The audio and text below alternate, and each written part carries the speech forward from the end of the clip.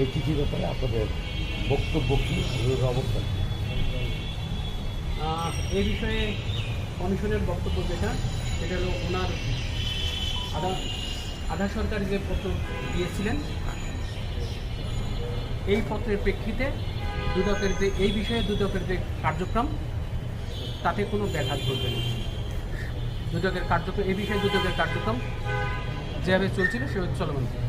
ভাই আচ্ছা, একটা প্রতিষ্ঠান, স্বাধীন সংস্থা বা প্রতিষ্ঠান হিসেবে সরকারের সাথে সংশ্লিষ্ট কেউ এ ধরনের পত্র দিতে পারে কিনা, দুদকের কাজে হস্তক্ষেপ মনে করা হচ্ছে কিনা? ভাই আপনারা জানেন যে দুদকে যে কোনো বিষয়ে আপনারা যে কেউ অভিযোগ বলেন, যাদের মতামত বলেন, চিঠি দিতেই পারেন।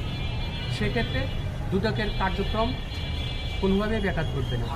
ধন্যবাদ। মানে ওই যে চিঠিটা উনি দিয়েছেন, দুদক যেভাবে এটার কার্যক্রম করতেছিল চলমান থাকবে। একটু যদি বলতেন যে সেটা আসলে কি হবে? চলমান থাকবে। অনুসন্ধান চলবে কিনা?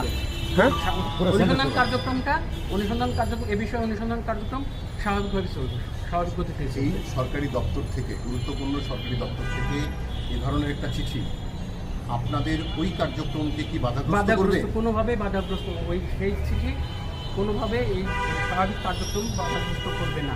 দুদক কি ওটা চাপ অনুভব করে কি? দুদক এই বিষয়ে